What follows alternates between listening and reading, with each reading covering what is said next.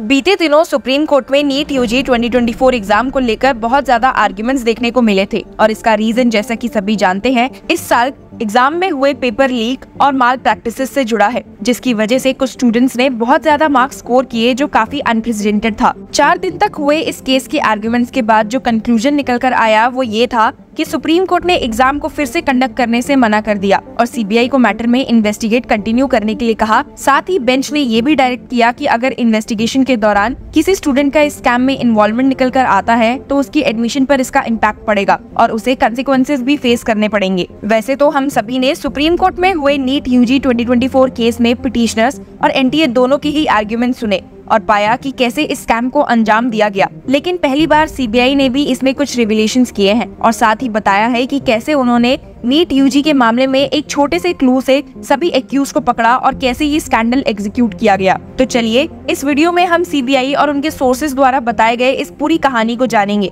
और समझेंगे कि कैसे ये स्कैम पिक्चर में आया। उसी के साथ आपको बता दूं कि 2 और अपडेट्स इस केस में सामने आई हैं। पहली तो ये कि एनटीए ने फ्राइडे को नीट यूजी 2024 के रिवाइज रिजल्ट्स रिलीज किए हैं। इस रिवाइज रिजल्ट में 17 स्टूडेंट्स ने रैंक 1 हासिल किया है। सबने 720 में से 720 मार्क्स स्कोर किए हैं और पास परसेंटाइल 99.99% है। आपकी जानकारी के लिए बता दूं कि पहले जो 67 students all India rank 1 share कर रहे थे उनमें से अब सिर्फ 17 ही बच गए हैं। ये सब ग्रेस मार्क्स विड्रॉ होने और 1563 स्टूडेंट्स के रीटेस्ट होने के बाद हुआ है। सुप्रीम कोर्ट की रीसेंट रूलिंग के बाद और भी स्टूडेंट्स ने अपना रैंक 1 खो दिया है, जब रॉन्ग फिजिक्स क्वेश्चंस के लिए दिए गए ग्रेस मार्क्स को विड्रॉ करने का हुक्म दिया गया। ये तो थी पहली खबर। अब दूसरी अपडेट ये है कि कई स्टूडेंट्स सुप्रीम कोर्ट के इस फैसले के खिलाफ रिव्यू पिटीशंस फाइल करने की मांग कर रहे हैं। अपने एक्स हैंडल से पोस्ट करते हुए पिटिशनर एडवोकेट संजय हेगड़े ने एक पोस्ट किया है, जहां उन्होंने थ्रेड में लिखा है, I have received many queries about a review of the NEET judgement.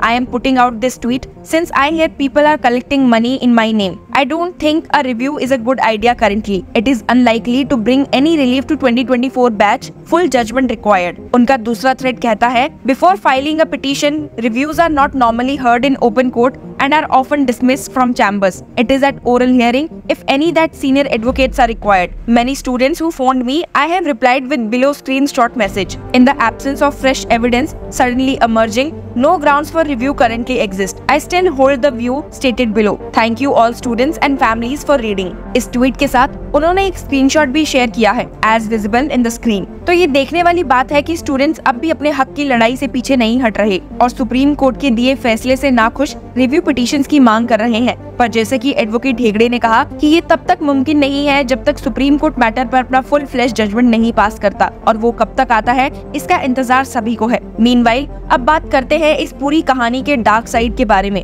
जो NEET UG paper leak scandal है। 26 जुलाई को सीबीआई ने झारखंड के धनबाद डिस्ट्रिक्ट से एक और एक्यूज पवन कुमार को NEET UG paper leak case में अरेस्ट किया है। ये झारखंड और बिहार में इस केस में 37th अरेस्ट है। सीबीआई ने एक सैक फुल ऑफ डॉक्यूमेंट्स और कुछ फोन्स से रिकवर किए, जो इन्फॉर्मेशन अमित कुमार की इंटेरोगेशन के दौरान पवन ने दी थी। अमित को धनबाद से अमन सिंह के साथ अरेस्ट किया गया था। सीबीआई ने रिवील किया कि नीट यूजी क्वेश्चन पेपर 5 मई को ओएसिस स्कूल हजारीबाग से एक्सेस किया गया था। पंकज कुमार, जो पेपर लीक के मास्टरमाइंड्स में से एक है, उन्होंने हजारीबाग एनटीए सिटी कोऑर्डिनेटर कम प्रिंसिपल और सेंटर सुपरिटेंडेंट कम वाइस प्रिंसिपल के साथ मिलकर ये काम किया। सीबीआई की इन्वेस्टिगेशन में एक half burned paper scrap vital clue बना है। इस स्क्रैप ने सीबीआई को डेजिग्नेटेड नीट एग्जामिनेशन सेंटर तक पहुंचाने में मदद की, जहां से पेपर लीक हुआ था। इन्वेस्टिगेशन के दौरान सीबीआई ने इंट्रिकेट डिटेल्स रिवील की, जो इलीगल एक्सेस और डिस्ट्रीब्यूशन का टाइट नेट ऑपरेशन दिखाती है। इन्वेस्टिगेशन एजेंसी ने अपनी फाइंडिंग्स को सुप्रीम कोर्ट के सामने भी रखा था,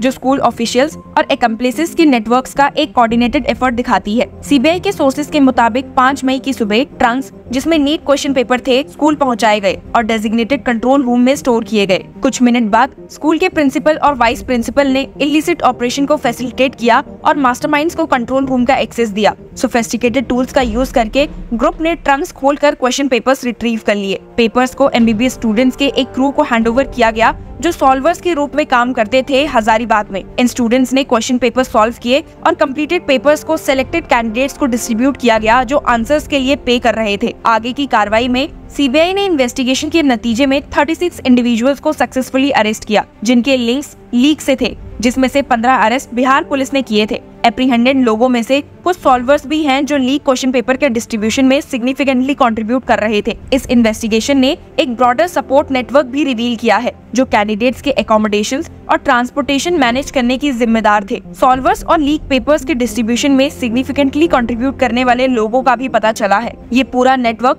एक टाइटली निट ऑपरेशन था जो इलीगल एक्सेस और डिस्ट्रीब्यूशन का एक इंट्रिकेट ऑपरेशन दिखाता है। सीबीआई सुप्रीम कोर्ट के इंस्ट्रक्शंस के मुताबिक एक्टिवली स्टूडेंट्स को ट्रेस आउट कर रही है जिन्होंने लीक क्वेश्चन पेपर्स रिसीव किए और उनके अगेंस्ट एप्रोप्रिएट एक्शंस लेने की तैयारी कर रही है। तो जहां एक और सीबीआई की इन्वेस्टिगेशन जारी है और इतने अरेस्ट और स्टूडेंट्स का इन्वॉल्वमेंट सामने आ रहा है, वहीं दूसरी ओर एनटीए द्वारा रिवाइज रिजल्ट के डिक्लेरेशन के बाद अब काउंसलिंग प्रोसेस भी शुरू होने वाला है। आपको बता दूं कि इस साल नीट यूजी एग्जाम के लिए लगभग 24,06,079 कैंडिडेट्स ने रजिस्ट्रेशन किया था। इनमें से 23,33,297 कैंडिडेट्स ने एग्जाम दिया, जबकि 72,782 कैंडिडेट्स एब्सेंट रहे। राजस्थान और महाराष्ट्र के स्टूडेंट्स ने इस बार भी अपनी डोमिनेंस दिखाई है। टॉप 4 रैंक होल्डर्स राजस्थान से है, जबकि अगले 3 महाराष्ट्र से हैं। दिल्ली और उत्तर प्रदेश के 2 टॉपर्स हैं, जबकि बिहार, पंजाब, वेस्ट बंगाल, चंडीगढ़, तमिलनाडु और केरला से एक टॉपर है। Of total registrations 10,29,198 male candidates थे, 13,76,863 फीमेल स्टूडेंट्स थे और 18 थर्ड जेंडर के थे। लगभग 9,98,205 मेल कैंडिडेट्स ने एग्जाम दिया और 13,34,940 फीमेल कैंडिडेट्स ने। लगभग 5,46,566 मेल कैंडिडेट्स क्वालिफाइड हुए और 7,69,277 फीमेल कैंडिडेट्स क्वालिफाइड हुई। नीट यूजी 2024 का ये पूरा किस्सा ड्रामा, इन्वेस्टिगेशन और शॉकिंग रिवेलेशन से भरा हुआ है। इस पेपर लीक स्कैंडल ने एजुकेशन सिस्टम की इंटीग्रिटी को क्वेश्चन किया है। इस स्कैम ने एक बार फिर से ये दिखाया है कि कॉम्पिटिटिव एग्जाम्स में कितनी इंपॉर्टेंस है ट्रांसपेरेंसी और फेयरनेस की। हालांकि नीट यूजी की इस स्कैम के बाद एजुकेशन मिनिस्टर ने कहा है कि वो स्टेप्स लेंगे कि एग्जाम्स को फेयरली कंडक्ट करवाने में। He mentioned that the government has introduced a new law to address malpractices and irregularities in competitive examination. Similar legislations have been proposed during the previous UPA administration, but the minister claimed that the ruling Congress abandoned these efforts under pressure. लेकिन उनके ये कहने के बाद कई states जैसे कि waste Bengal, Tamil Nadu और कर्नाटका स्टेट द्वारा मेडिकल एग्जामिनेशन कंडक्ट करवाने पर अपनी इच्छा जता चुके हैं। वेस्ट बंगाल गवर्नमेंट ने तो लेजिस्लेटिव असेंबली में state centric medical examination conduct करने पर रेजोल्यूशन भी प्रपोज किया है। तो आपने देखा कि नीट यूजी 2024 का ये चैप्टर सिर्फ एक वार्निंग नहीं बल्कि एक लर्निंग भी है कि एजुकेशन सिस्टम को स्ट्रॉन्ग और सिक्योर बनाना हम सबकी जिम्मेदारी है। पर ये कब तक हो पाएगा, इसका जवाब अभी किसी के पास नहीं है।